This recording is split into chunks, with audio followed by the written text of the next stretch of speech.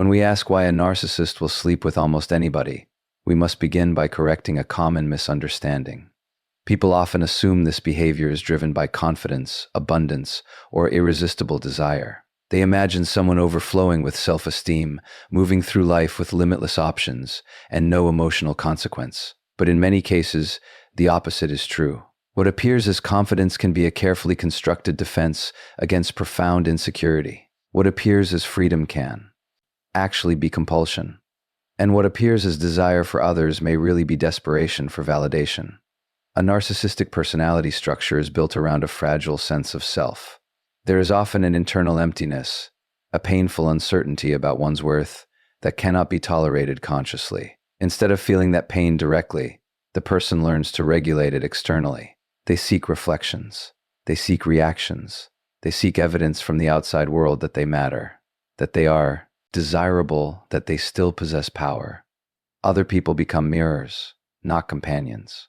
This is where sexuality can become deeply distorted. Intimacy, in its healthiest form, is about mutual presence. It is about being seen and seeing another person in return.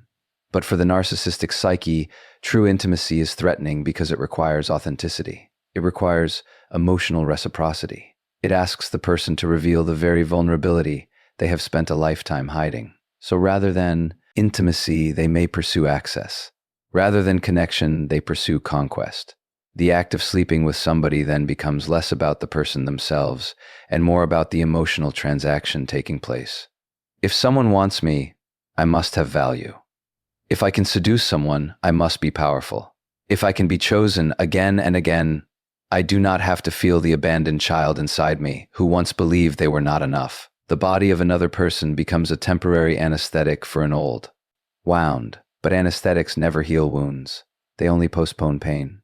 So the cycle repeats. There is pursuit, excitement, ego inflation, then emptiness, because no external encounter can permanently repair an internal fracture. No number of admirers can create genuine self-worth. No conquest can substitute for self-knowledge. And so the person moves again toward the next source of validation, often with increasing urgency. We should be careful here not to moralize too quickly. This does not excuse the harm caused. Many people are deeply wounded by being used in this way, by believing they were entering something meaningful when in fact they were entering someone else's coping mechanism. Accountability matters, but understanding also matters. Because if we only condemn behavior without understanding its roots, we learn nothing about how suffering reproduces itself. The narcissist often does not relate to others as whole human beings because they themselves have never developed a stable relationship with their own humanity. They know performance more than presence. They know image more than identity. They know stimulation more than love. In that state, sex becomes a language of control, reassurance, distraction, and self-soothing. And many people watching this may recognize something important. Our culture often rewards these patterns. We confuse charisma with health. We confuse sexual access with confidence. We confuse detachment with strength. But a person who must constantly be desired is not free. They are dependent. They are enslaved to the gaze of others. Real confidence does not need constant witnesses. Real intimacy does not require performance. Real love does not consume people to escape loneliness. So when you see someone who can sleep with anybody, do not be too quick to envy them. You may not be looking at power. You may be looking at pain dressed as power. And that is the tragedy of narcissism. The more they seek value through others, the further they drift from finding it within themselves. If we want to understand compulsive seduction, serial infidelity, or the pattern of sleeping with anybody who offers attention, we must look beneath the behavior and ask a deeper question. What pain is this person trying not to feel? Human behavior, especially destructive behavior, rarely emerges from nowhere. It is often an adaptation and attempt to survive emotionally using whatever tools were available at the time. What we call narcissism can frequently be traced back to attachment wounds formed early in life. A child enters the world with basic emotional needs. They need safety, attunement, warmth, and the experience of being valued for who they are, rather than for what they perform. When those needs are met consistently, the child develops an internal sense of worth. They learn, often unconsciously, I matter. I am lovable. I can trust connection. But when love is conditional, inconsistent, neglectful, or mixed with shame, a different message takes root. The child may internalize, I must earn love. I must impress to be seen. If people truly know me, they may leave. These beliefs do not disappear with age. They mature with the body, but they remain emotionally active. The adult may become successful, charming, attractive, even socially admired, while still carrying the emotional logic of a wounded child. This is why many narcissistic behaviors seem irrational from the outside. You may ask, why would someone who appears confident need so much attention? The answer is simple. Appearances often compensate for what is missing internally. Sexual attention can become one of the fastest forms of emotional reassurance. It is immediate, powerful, and intoxicating. To be wanted, pursued, desired, it can briefly silence the old fear of abandonment. It can temporarily erase shame. For a few moments, the person does not feel empty, they feel chosen. But because the relief is temporary, it must be repeated. What looks like appetite is often emotional dependency. This is where many relationships become painful. The narcissistic person may initially seem intensely present. They can be magnetic because they are not merely flirting, they are unconsciously seeking rescue. They are asking another human being to regulate wounds they do not know how to face themselves. But no partner can sustain that role for long. Once the novelty fades, the old emptiness returns. Then the search begins again, another admirer, another thrill, another temporary escape. We must understand something crucial. Trauma does not always look like catastrophe. Sometimes trauma is the absence of what should have been there. No attunement, no reliable affection, no space for authentic emotion.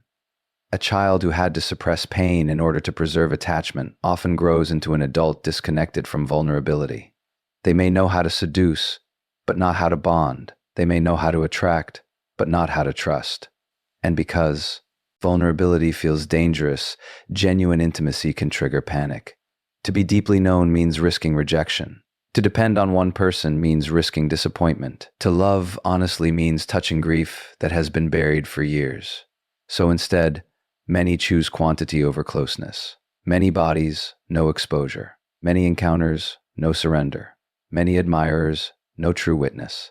This does not excuse betrayal or manipulation. Those harmed by such behavior experience real pain, confusion, and emotional damage. Compassion for the wound must never replace accountability for the actions. But if we only condemn the behavior and never understand the wound beneath it, the cycle remains invisible and therefore unchanged. Healing begins when a person recognizes that desire is not the same as love and attention is not the same as worth. The nervous system must learn what it never learned before. That connection can be safe. That imperfection can be accepted. That one does not need to perform to belong. This is slow work. It requires honesty, grief, humility, and often support. So when you witness someone chasing endless validation through bodies and attention, do not mistake it for abundance. It may be hunger rooted in childhood. And hunger cannot be cured by consumption. It is healed only by nourishment. When a person becomes organized around narcissistic patterns, one of the most painful transformations occurs quietly. Other human beings stop being experienced as people and start being experienced as functions. This is the essence of what many call narcissistic supply. It is not merely attention. It is the use of others to stabilize a fragile inner world. Someone becomes valuable not because of who they are, but because of what they provide: admiration, validation, status, distraction, access, obedience, emotional labor, or sexual availability. This shift is subtle but profound. In a healthy relationship, two people meet as separate beings, each with needs, limits, fears, dignity, and inner lives. There is mutual recognition. But in narcissistic relating, the other person's humanity is often secondary to their utility. The question is no longer, who are you? It becomes, what can you do for me? How can you make me feel? How can you protect me from my own emptiness? Once people are reduced to functions, boundaries become inconvenient. Loyalty becomes conditional. Morality becomes negotiable. If another person exists primarily as a source of supply, then their pain can be minimized, their trust can be exploited, and their needs can be dismissed whenever they interfere with the narcissist's immediate regulation. This is why some individuals can move so quickly from one relationship to another, overlap partners, lie without visible remorse, or pursue anyone available regardless of compatibility. To the outside observer, it appears reckless or cruel, and often it is. But psychologically, it is also revealing. It shows that the central concern is not connection, but resource acquisition. The resource may be admiration, sex, emotional reassurance, social image, or the thrill of being wanted. The specific person matters less than the function they serve. Many people who become entangled with narcissistic personalities are confused by how quickly they are idealized and then discarded. At first, they may feel uniquely seen. The narcissist studies what creates attachment: your hopes, your wounds, your values, your loneliness. They may mirror these back to create rapid closeness. But mirroring is not the same as knowing. Performance is not the same as love. Once your ability to provide emotional fuel diminishes, or once you begin asserting boundaries, the dynamic often changes. Why? Because boundaries force recognition of another person's separateness. They say, I am not an extension of you. I have limits. I have needs that may conflict with yours. For a psychologically mature person, this is normal and workable. For someone dependent on control and supply, it can feel like rejection, humiliation, or threat. Then devaluation begins. Criticism, withdrawal, cheating, contempt, indifference. These become attempts to regain dominance or seek supply elsewhere. We should understand that empathy is difficult when the self is unstable. If a person is chronically defending against shame, emptiness, and buried pain, much of their energy goes towards self-protection. In that state, there is little room left to hold the reality of another person. This is not a justification. It is an explanation. Harm still harms. Betrayal still wounds.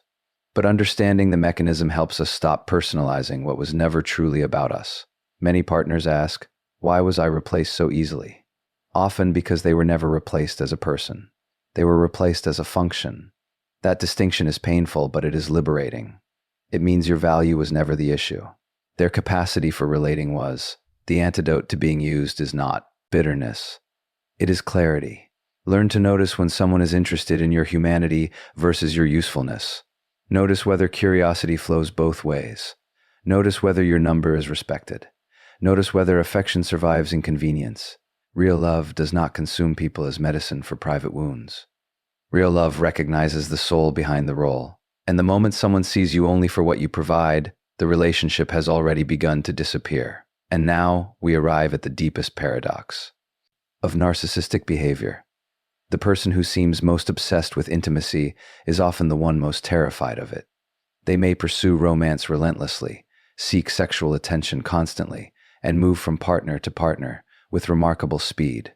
From the outside, it can look like a hunger for connection. But many times, it is not connection they are chasing. It is the illusion of connection without the risks that real intimacy requires. True intimacy is not excitement. It is not seduction. It is not chemistry alone. Intimacy is the gradual willingness to be known. It asks us to reveal uncertainty, shame, fear, tenderness, grief, and need. It requires accountability when we hurt another person. It requires the capacity to stay present when idealization fades and ordinary reality begins. In other words, intimacy asks for the dismantling of the mask. For someone organized around narcissistic defenses, that request can feel unbearable. The narcissistic personality is often built as protection.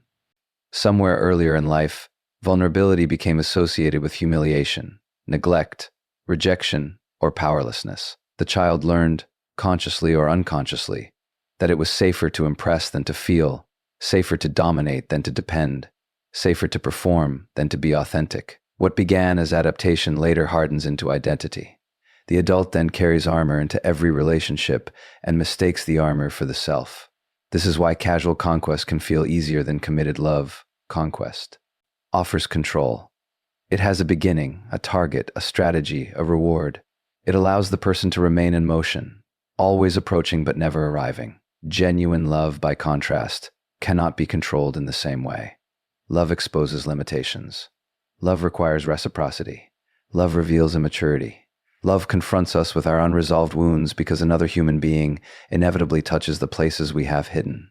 So many narcissistic individuals become specialists in pursuit and amateurs in partnership. They may be highly skilled at attracting attention, creating intensity, and generating early attachment. They may know how to say the right words, mirror desires, and produce emotional highs. But once a relationship enters the quieter phase where consistency matters more than drama, where repair matters more than charm, where honesty matters more than image, the structure begins to crack. They may withdraw, betray, seek novelty, or provoke chaos, not because peace is impossible, but because peace offers no distraction from the self. This is an important insight for anyone who has loved such a person. Many partners assume, if only I had been better, more attractive, more patient, more understanding, they would have stayed. Usually, that is not the real issue. The issue is that intimacy requires capacities the narcissistic structure resists.